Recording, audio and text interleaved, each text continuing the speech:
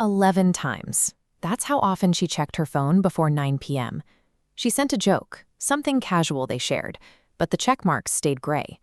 One day became 3, then a week. There was no warning and no reason. He was simply gone. 2 weeks later, a message arrives. It's warm, asking how she's doing. There is no apology and no explanation. He acts as if the silence of the last 14 days never occurred. When she confronts him about the absence, the tone shifts. He claims she's overreacting. He tells her it hasn't been that long and that she is making a big deal out of nothing. This combination of abandonment and denial creates a dual-pronged attack on a person's reality. By the end of the conversation, she is the one wondering if she miscounted the days. To understand this, we have to look at the two behaviors separately. First, there's ghosting. This is a sudden, unexplained cutoff in communication. It is an act of abandonment that causes grief, but the reality of the situation is clear. The person left. Gaslighting is different. It is a psychological tactic used to make someone doubt their own memory and perception.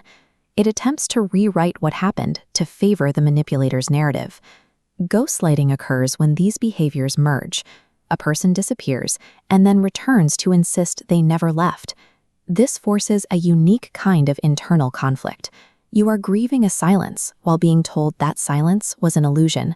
It is a double manipulation that asks you to distrust your own memory of the events. The resulting damage is more complex than what either behavior produces on its own. It doesn't just hurt the heart. It actively destabilizes the mind by undermining your basic ability to observe your own life. When a partner consistently rewrites your history, your self-trust becomes the first casualty.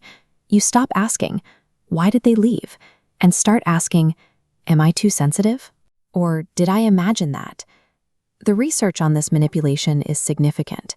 Individuals experiencing psychological abuse are 3.4 times more likely to develop depression compared to those who have not. Similarly, victims of these tactics are 2.5 times more likely to experience clinical anxiety disorders. This environment creates a state of constant hypervigilance. You learn to walk on eggshells, always waiting for the next disappearance or the next denial of your reality.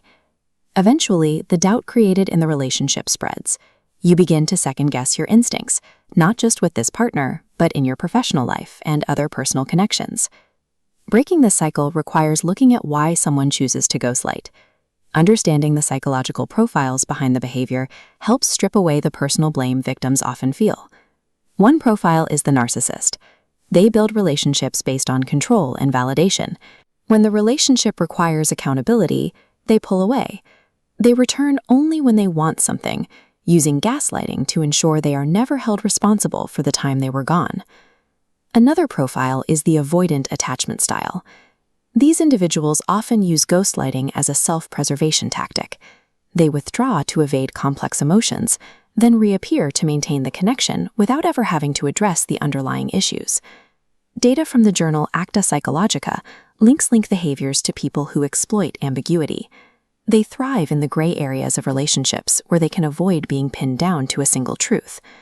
This pattern is a symptom of a perpetrator's struggle with vulnerability. It indicates their inability to handle a real, accountable connection, rather than any deficiency in the person they are manipulating. Recognizing the pattern as it happens is the most effective defense. There are 3 consistent indicators that you are dealing with a ghostlighter. First, they return with unearned warmth. They skip the apology and the explanation, attempting to pick up exactly where things left off, as if the silence was perfectly normal. Second, they flip the narrative. If you bring up the absence, the conversation quickly becomes about your sensitivity or your reaction. Their behavior is ignored. Your response to it becomes the problem. Finally, notice the fog. If you leave a conversation feeling more confused than when you started, wondering if you misremembered the timeline, you are experiencing the direct results of their manipulation. These are not signs of a simple misunderstanding. They are the indicators of a deliberate attempt to shift the burden of the conflict onto your perception of reality. The most immediate response is to name the behavior. By identifying ghostlighting for what it is, you begin to separate your identity from the manipulator's version of events. You have to affirm that your memory is valid. The silence happened, your feelings about it were real, and you are not too sensitive for noticing a sudden disappearance. Ultimately, you have to decide if you want someone in your life who requires you to doubt your own mind. Protecting your psychological boundaries often means closing the door on the relationship entirely. Identifying these tactics is what allows you to reclaim your reality. It empowers you to revoke access from anyone who tries to weaponize your own memory against you.